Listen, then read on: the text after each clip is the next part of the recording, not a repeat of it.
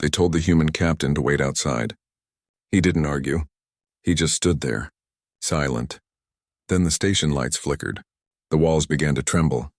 And every alien inside realized he hadn't come alone. The forgotten protocol, the viewing port, stretched across the entire eastern wall of Diplomatic Station Zenith 7, offering a panoramic view of the Helix Nebula. Captain Elena Reeves stood before it, her reflection ghostly against the swirling cosmic gases painted in shades of crimson and violet. She wore the dress uniform of Earth's diplomatic corps, navy blue with silver threading that caught the ambient light. The fabric felt stiff and unfamiliar compared to her old combat gear. On her collar sat a single silver star, marking her as humanity's representative to the Galactic Federation, a position she had held for exactly 3 months. 3 months. Elena smiled bitterly at her reflection. 3 months of waiting in corridors, of being told to come back tomorrow, of watching doors close before she could enter. Earth had been part of the Federation for 8 years now, ever since the first contact event over Mars. 8 years of promises about cooperation, mutual defense, and shared prosperity. 8 years of being treated like children at the adults' table. The diplomatic hall behind her buzzed with activity. Delegates from 73 member species moved through the space like schools of exotic fish, each more impressive than the last. The Arxelians floated on cushions of manipulated gravity, their translucent bodies pulsing with bioluminescent patterns that served as their language. The Kryn walked on 6 jointed legs, their chitinous armor clicking rhythmically against the polished floor. The Voharine, beings of pure electromagnetic energy contained within crystalline matrices, drifted between conversations, their presence causing nearby screens to flicker and distort. Elena had studied them all. Every species, every culture, every documented first contact. She knew the Arxelians valued musical harmony above all else, that the Kryn operated on a caste system so rigid it made medieval feudalism look flexible, and that the Voharine communicated by modulating radio frequencies. She knew their histories, their wars, their great achievements. She had prepared for this day for 6 months. None of it mattered. She turned from the viewport and made her way through the crowd. Delegates parted around her like water around a stone, not hostile, simply indifferent. She might as well have been furniture. Elena reached the central platform where High Chancellor Vexthar presided over the day's proceedings. The Zephyrian was impressive by any measure, standing nearly 10 feet tall with 4 arms that ended in delicate, multi-jointed fingers. His skin shifted through shades of deep purple and blue, and his 3 eyes glowed with an inner amber light. Vexthar had served as High Chancellor for 200 years, longer than most human nations had existed. Elena waited at the base of the platform, her datapad clutched in one hand. It contained Earth's petition, carefully prepared with input from military strategists, economists, and diplomats. The request was simple: formal defensive pacts with neighboring systems. For 8 years, Earth's outer colonies had suffered raids from the Corsair clans, pirate groups that the Federation officially condemned, but did nothing to stop. 73 colonies had been attacked. Thousands had died. The petition contained detailed tactical analyses, economic projections, and testimonials from survivors. High Chancellor Vexthar finished addressing the Kryn delegation and turned his attention to his data screen. Elena raised her hand following proper protocol. She waited. Vexthar's 3 eyes moved across his screen, pausing occasionally as he reviewed information. 5 minutes passed, then 10. Other delegates began presenting their issues. Elena kept her hand raised. The Arxelians discussed a trade route dispute. The Voharine requested expansion of their territorial boundaries. A species Elena did not recognize requested mediation in a mining rights disagreement. Finally, after 47 minutes, Vexthar's primary eye turned toward her. The chamber quieted slightly. Several delegates shifted to watch, curious about what the human would say. Captain Reeves of Earth.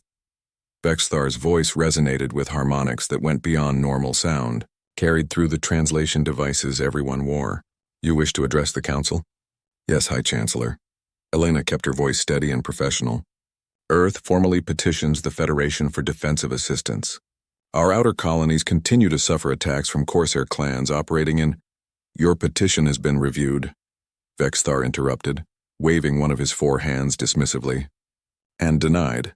Elena felt her jaw tighten, but she maintained her composure.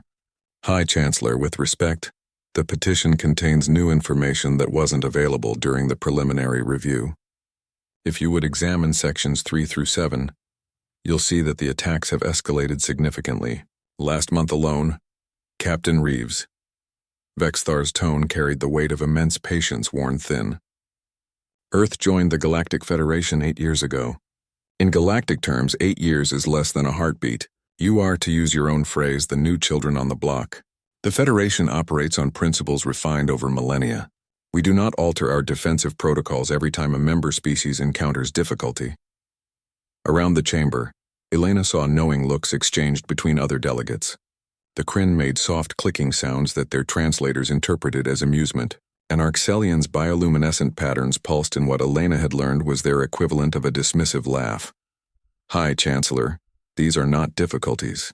These are systematic attacks resulting in civilian casualties. The Federation Charter explicitly promises mutual defense. For member species in good standing, Vexthar interrupted again. Earth has contributed minimal resources to the Federation fleet. Your technology remains centuries behind even our most basic defensive systems. Your military vessels are frankly quaint. You ask us to commit resources to defend colonies that were established without proper Federation approval, using substandard terraforming techniques. In sectors you were advised against settling. The words stung because they were partially true. Humanity had rushed into space colonization with characteristic enthusiasm and minimal planning. But they were learning, they were improving, and they were dying while doing it. We understand our technology is less advanced, Elena said carefully. That's precisely why we're requesting assistance. The Federation exists to help all member species, not just those who are already strong. Vexithar's skin darkened to a deep purple, a sign of growing irritation. Captain Reeves, perhaps I have not been clear enough. Your petition is denied. Furthermore, this council has grown weary of Earth's constant requests for special consideration. You are not special. You are simply new. Learn your place, develop your technology, and in perhaps a century or two, we will revisit your concerns. The chamber fell completely silent. Even the ambient hum of the station's systems seemed to fade.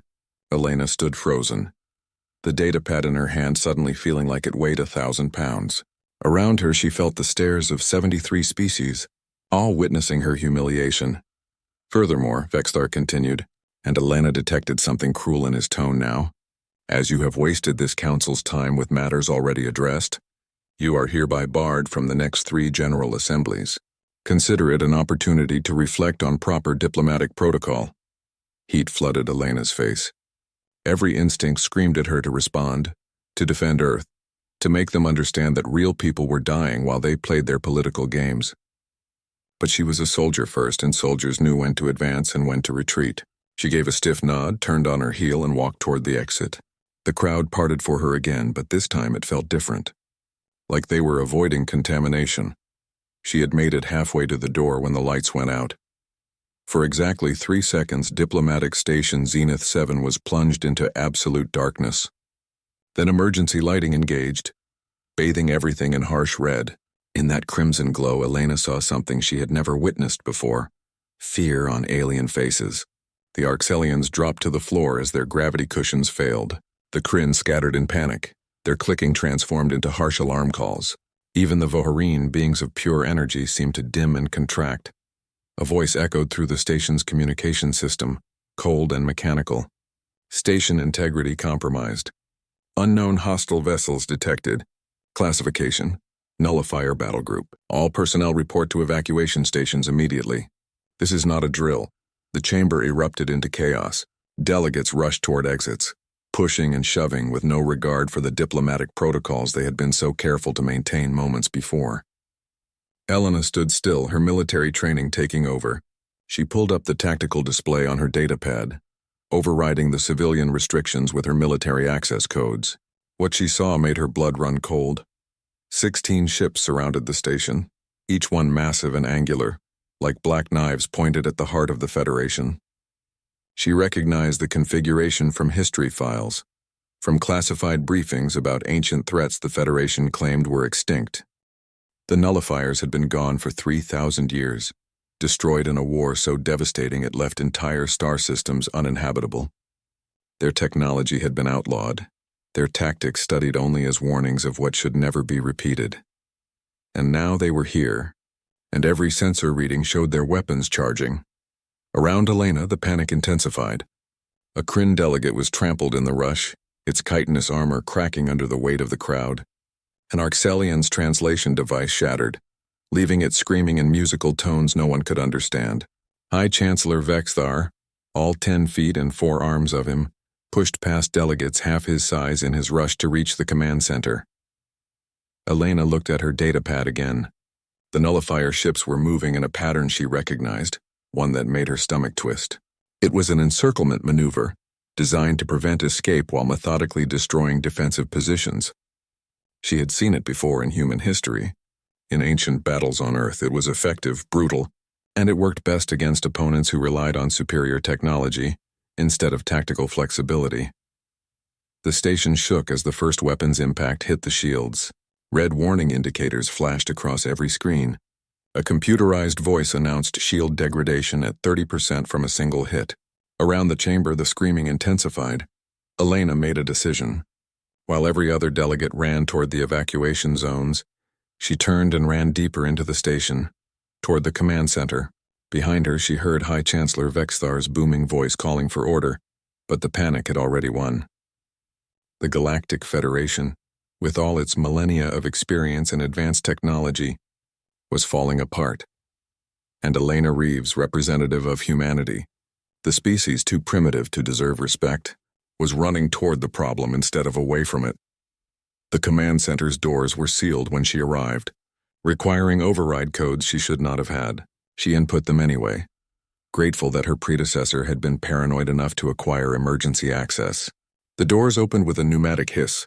Inside, the scene was somehow worse than the chaos in the diplomatic hall. Dozens of Federation officers representing a dozen different species shouted at each other across holographic displays. Admiral Krathivon, a Zephyrian like the High Chancellor, stood in the center of the maelstrom, his 4 arms gesturing frantically as he tried to coordinate the defense. "Shields at 15% and failing," a technician screamed. "Those weapons are cutting through our defenses like they're not even there. All defense batteries firing at maximum capacity," another officer reported. "Zero effect on target armor. High Chancellor, we need to evacuate now." Elena pushed her way forward. "Admiral Krathivon." Multiple eyes turned toward her. The Admiral's expression cycled from surprise to anger. "Captain Reeves, this is a restricted military area. Evacuate immediately. I'm a combat veteran, Admiral. 15 years with Earth's Colonial Defense Force. I can help." "Help?" Krathvon's skin flashed bright red, the Zephyrian sign of extreme stress. "Unless you have a fleet of warships hidden somewhere, human, there is nothing you can do. The nullifiers possess technology we cannot match. Our only option is evacuation." Elena looked at the tactical display. The nullifiers had moved closer, their formation tightening like a noose. They were being methodical, patient.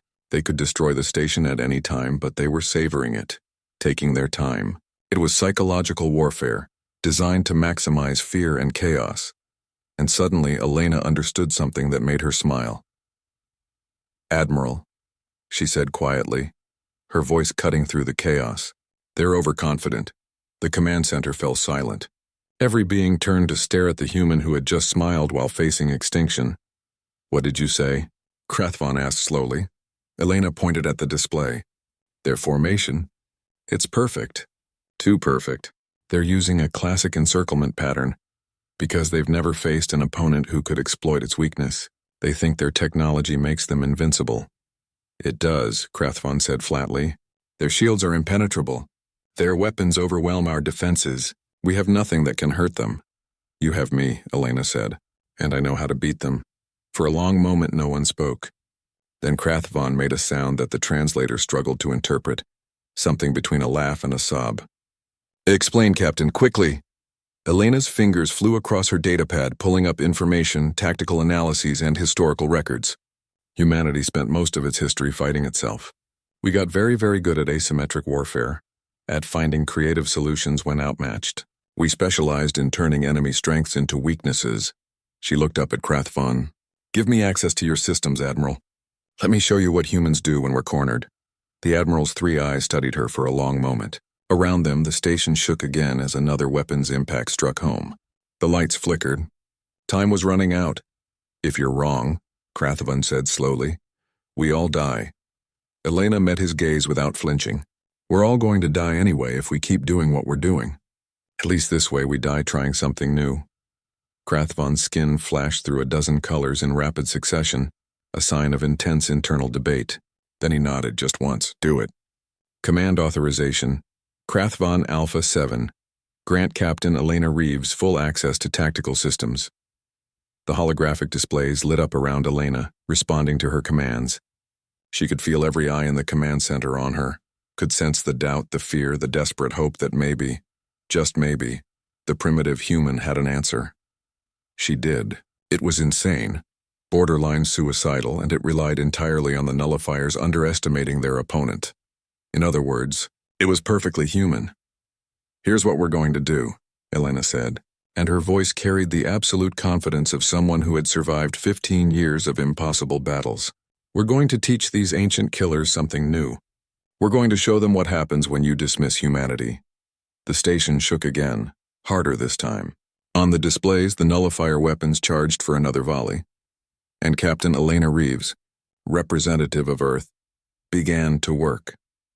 When Titans remember, Elena's fingers moved across the holographic interface with practiced precision, pulling up station schematics, power distribution networks, and defensive systems. Around her, the command center had fallen into an eerie quiet, broken only by the rhythmic warnings of shield degradation and incoming fire. Every officer, regardless of species, watched the human work with expressions ranging from skepticism to desperate hope. Admiral Krathavan, Elena said without looking up from her displays, I need you to route all auxiliary power from life support in sections 40 through 62 to the forward shield generators. A Kryn technician made a sound of protest, its translator rendering it as shocked disbelief. Those are the residential sections. Thousands of delegates are still there. If we cut life support, they have 30 minutes of reserve oxygen in their quarters. Elena interrupted calmly. We won't need more than 20. Route the power. Krathavan hesitated for only a moment before nodding. His four hands moved across his command console. Power rerouting. Forward shields now at 42% capacity. Elena pulled up the tactical display studying the nullifier formation. 16 ships, arranged in a perfect geometric pattern, each one positioned to provide overlapping fields of fire while maintaining mutual support. It was textbook siege warfare, the kind of formation that had destroyed entire civilizations. The nullifiers were known for their patience and their precision. They never rushed. They never took risks. They simply applied overwhelming force until their enemy broke. That was their weakness. Next, Elena said, I need you to deactivate the automated targeting systems on all defense platforms. The command center erupted in protest. A Voharine officer's crystalline matrix flared bright orange. That's suicide. Manual targeting against those ships is impossible. They move too fast, their shielding distorts our sensors. I'm not asking you to target them, Elena said, meeting the being's glowing core with steady eyes. I'm asking you to trust me. Deactivate the automated systems. Now. Admiral Krathavan's skin had turned a pale yellow, the Zephyrian equivalent of profound confusion. Captain Reeves, I authorized your access because we have no other options. But I must understand your strategy. What are you planning? Elena took a breath, knowing that what she was about to propose would sound insane to species that had spent millennia perfecting their technology. The nullifiers are using a formation designed to counter advanced defensive systems. Their ships are positioned to intercept automated targeting solutions. Their shields are calibrated to deflect energy weapons, and their tactics assume we'll fight like every other Federation species they've ever faced. Because that is how warfare is conducted, Krathavan said, his confusion deepening. Coordinated defensive fire, optimized targeting algorithms, maximum efficiency. Exactly, Elena interrupted. They're expecting you to be efficient, predictable. That's why they're winning. We need to be chaotic, unpredictable, human. The station shook again as another weapon's impact struck. Warnings flashed across every display. Shield integrity at 28%. Hull breaches on 3 decks. Estimated time until total shield failure, 12 minutes. Elena pulled up a new set of controls. Admiral, do the defense platforms have manual override options? Yes, but they haven't been used in over 800 years. Modern warfare is about to get a history lesson, Elena said. She activated her communication link, broadcasting on all military channels. This is Captain Elena Reeves to all weapons platform operators. I am transmitting new firing solutions. Ignore your targeting computers. Ignore your tactical training. I need you to do exactly what I tell you. Exactly when I tell you, even if it seems completely wrong. Can you do that? Silence greeted her request. Then slowly acknowledgments began coming in. The operators had nothing to lose. The nullifiers were winning and everyone knew it. Good, Elena said. She pulled up the station schematic again, this time overlaying it with the nullifier positions. Here's what we're going to do. The nullifiers are positioned in a perfect formation because their tactics rely on mutual support. If one ship is threatened, the others can immediately provide covering fire. They're arranged to counter any logical attack vector. She zoomed in on two specific nullifier vessels. These two ships are positioned exactly 0.73 kilometers apart. That's not random. It's the optimal distance for their shield harmonics to reinforce each other. Their computer systems constantly adjust their positions to maintain these perfect distances and angles. Krathvon leaned forward, his three eyes focusing intently on the display. I see it. The mathematical precision is remarkable. But how does that help us? Elena smiled, and there was something predatory in that expression. Because precision is fragile, watch. She activated her communication channel. Platform 7, fire 1 burst at coordinates Epsilon 47. Aim exactly 20 meters wide of the target vessel. Captain, that's a miss, the operator responded. Those weapons have a margin of error of less than, I know, fire wide. Do it now. A moment later, a stream of energy weapons fire lanced out from the station's defense platform, passing harmlessly past the nearest nullifier vessel. The shot was so obviously off target that it drew no response. The nullifiers didn't even adjust their formation. Platform 12, fire at Zeta 29. Aim 15 meters short, another burst of weapons fire. Another clear miss, Captain, Admiral Krathvon said slowly. What are you doing? We can't afford to waste ammunition on missed shots. I'm not missing, Elena said. I'm speaking their language. Platform 3, fire at Delta 83. Overshoot by 30 meters. More weapons fire, more misses. The nullifier formation remained unchanged, its geometric perfection undisturbed. In the command center, Elena could feel the growing skepticism, the dawning realization that perhaps the humans' plan was nothing more than desperation masquerading as strategy. Then something changed. One of the nullifier vessels adjusted its position, moving forward by exactly 5 meters. It was a tiny change, barely noticeable, but Elena saw it immediately. She had been counting on it. There, she said quietly, pointing at the tactical display. Their automated systems just corrected for perceived tactical inefficiency. They think we're terrible shots, so they moved to optimize their firing solution. Krathvon's eyes widened. But if they move, they break their own formation, Elena finished. Platform 7, fire at Epsilon 47 again. This time aim 20 meters in the opposite direction. The weapon's fire lanced out, missing the nullifier vessel on the other side, and the ship adjusted again, this time moving backward 3 meters. Elena's fingers flew across the controls. All platforms begin random fire pattern Reeves Alpha. Vary your aim by 15 to 30 meters in random directions. Make them think we can't hit anything. What followed looked like pure chaos. The station's defense platforms began firing in seemingly random patterns, their shots consistently missing the nullifier vessels by small margins. To any observer, it looked like the station's defensive fire had become completely uncoordinated, possibly even damaged. The weapons fire came from different angles at different times with no apparent pattern or strategy. But Elena saw the pattern. She had designed it. Each miss was calculated to make the nullifier formation's automated systems respond, to tweak their positions, to optimize their attack vectors. And because the nullifiers relied so heavily on mathematical precision, their computer systems couldn't resist. They adjusted, and adjusted, and adjusted again. Admiral, Elena said, her voice tight with concentration. In approximately 45 seconds, the nullifier vessels designated Target Alpha and Target Beta will have moved into an overlapping shield position. When that happens, their shield harmonics will create a destructive interference pattern lasting exactly 2.3 seconds.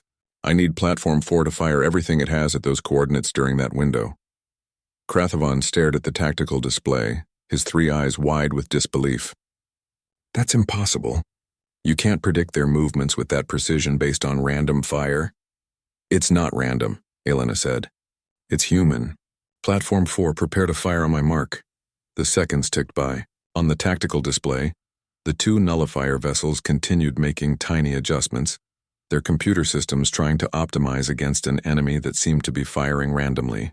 They moved closer together, their shields beginning to overlap, creating the exact conditions Elena had predicted. 3, 2, 1. Mark. Platform 4 unleashed its full payload, a concentrated burst of energy weapons fire that struck the exact point where the 2 nullifier shields intersected. For 2.3 seconds, the shields experienced destructive interference, their harmonics canceling each other out instead of reinforcing. The weapons fire punched through both shields and slammed into the hulls of both vessels. The command center erupted in cheers. The 2 nullifier ships reeled from the impact, their shields flickering as emergency systems tried to compensate. It was the first successful hit on a nullifier vessel in 3,000 years. But Elena wasn't celebrating. She was already moving to the next phase. All platforms continue random fire. Make them think that was luck. Admiral, I need you to launch all remaining defense drones. Program them to fly in erratic patterns, no coordination, make it look like our systems are failing. But that goes against every— I know, Elena said. Do it anyway.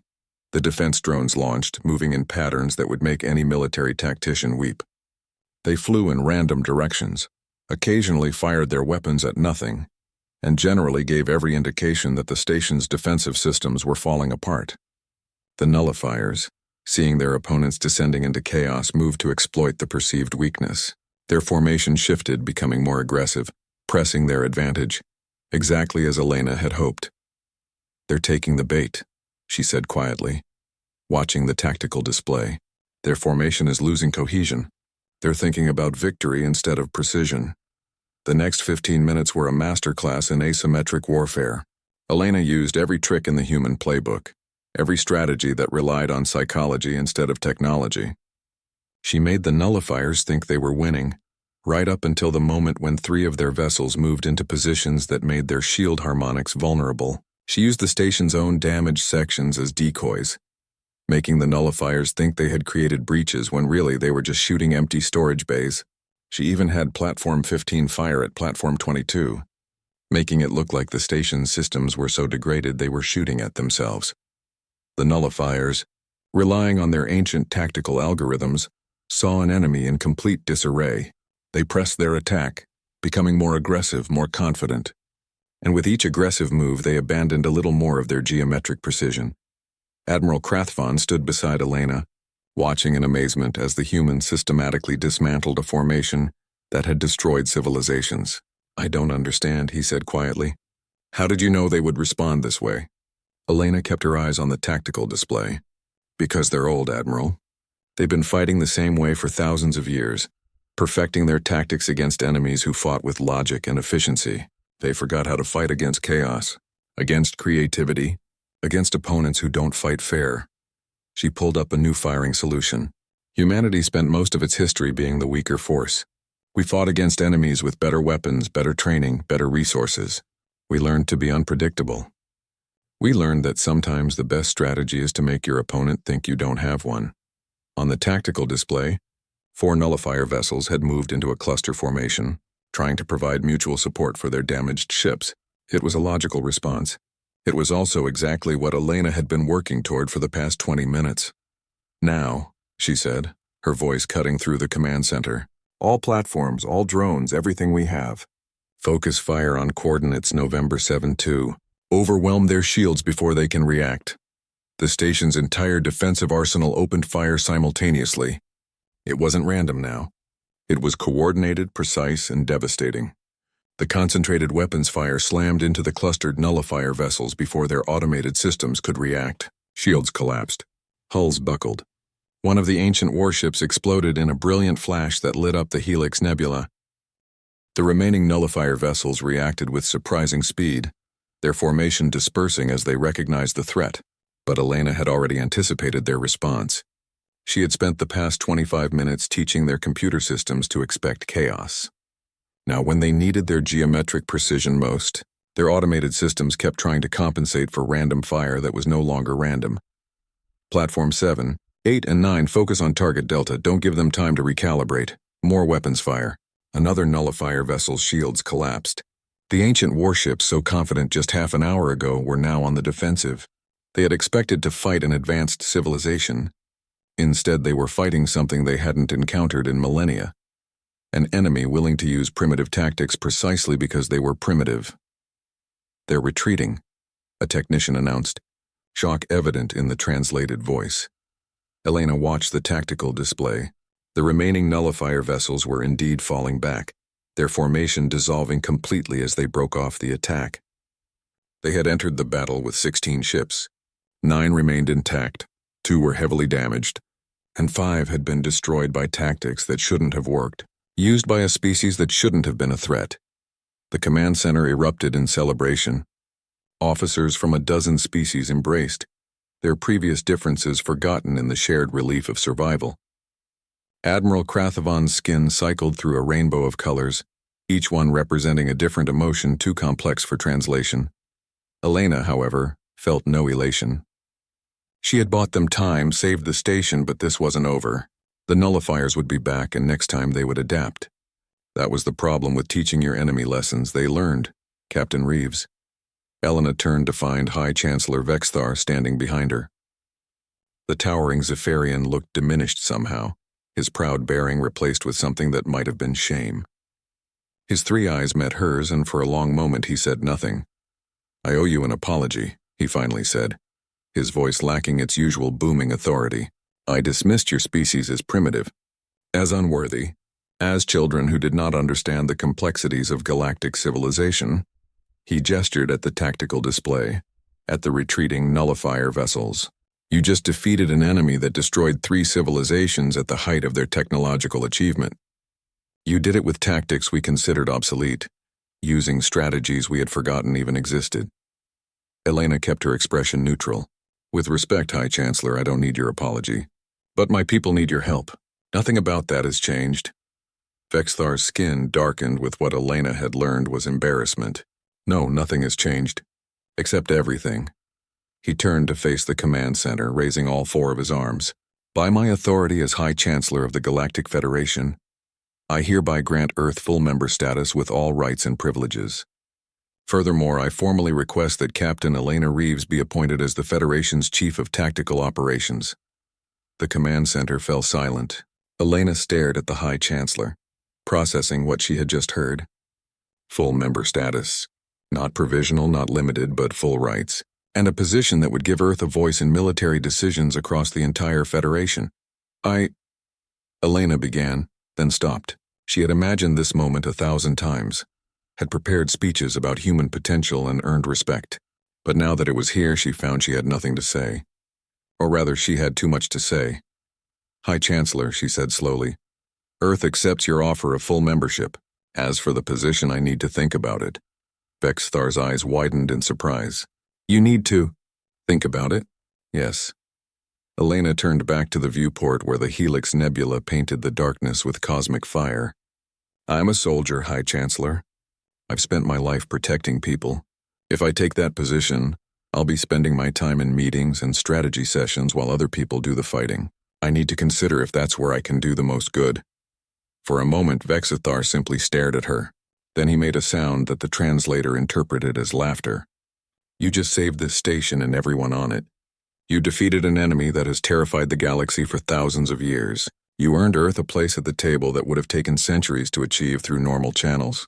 And your first concern is whether accepting a promotion would mean less time protecting people?" Elena shrugged. "That's what humans do. We protect each other. It's not always logical. It's not always efficient, but it's who we are." Vexthar's skin shifted through several colors before settling on a warm blue that Elena didn't recognize. "Captain Reeves, I am beginning to understand why the nullifiers fled. It was not because of your tactics. It was because they recognized something in you that we have forgotten. You fight not just to win, but to protect. There is a difference, and that difference makes you far more dangerous than any weapon. He placed one of his 4 hands on her shoulder, a gesture of respect among Zephyrians. Take all the time you need to consider my offer. But know this, you have changed the galaxy today. Humanity is no longer the species seeking a seat at the table. You are the species that reminded us why we built the table in the first place. Elena nodded slowly. Around her, the command center continued its celebrations. Officers who had dismissed her hours ago now looked at her with respect, even awe. It should have felt like victory. It did feel like victory, but it also felt like a beginning, like the first page of a story that humanity was only starting to write. She pulled up her datapad and opened a secure channel to Earth. The message would take 3 hours to reach home, but she needed to send it now. This is Captain Elena Reeves, transmitting from Diplomatic Station Zenith 7. Mission status, successful. Earth has been granted full Federation membership. Defensive pacts are no longer necessary. We've demonstrated our value as military allies. Recommend immediate deployment of Colonial Defense Force units to key Federation positions. The galaxy has finally acknowledged us. Let's show them they made the right choice. She paused, considering her final words. So much had changed in the past hour. Humanity had gone from dismissed children to respected warriors. But Elena knew that respect was fragile, that it needed to be earned every single day. Personal note, she continued, her voice softer now. We won today because we fought like humans. We were unpredictable, creative, and just a little bit crazy. The galaxy has millennia of experience and technology we can't match, but we have something they lost a long time ago. We remember what it means to fight when you're outmatched. Don't ever let them make us forget that. Reeves out. She closed the transmission and looked out at the stars. Somewhere out there, the nullifiers were regrouping, analyzing their defeat, preparing for another assault. Other threats lurked in the darkness between stars, ancient enemies and new challenges that humanity would face.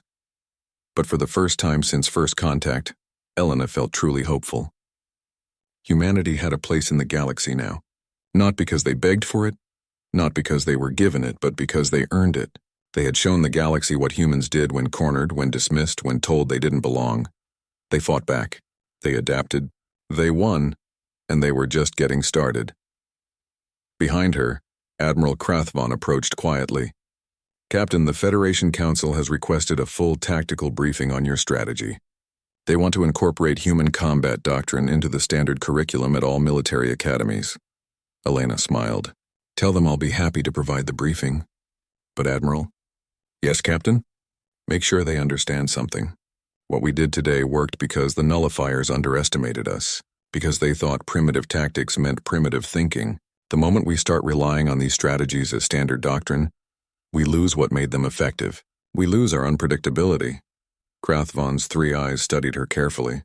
You're saying we should never fully understand human combat doctrine?